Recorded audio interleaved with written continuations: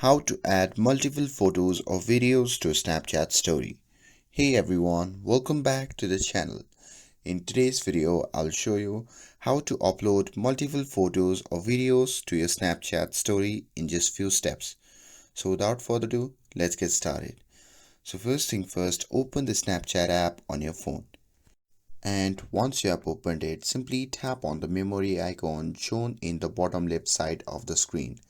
And here switch to camera roll, and after that you can see multiple photos in this section. So simply tap on a photo or video to preview it, and to select multiple photos simply tap on the check mark at the top right, and now tap on all the photos or videos that you want to include.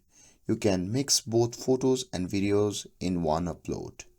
Now here just tap on the arrow button shown in the bottom right side of the screen and choose how you want to share it.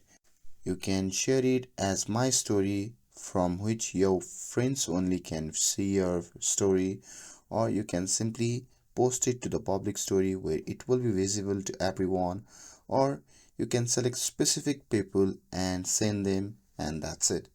That's how you can add multiple photos or videos to your Snapchat story.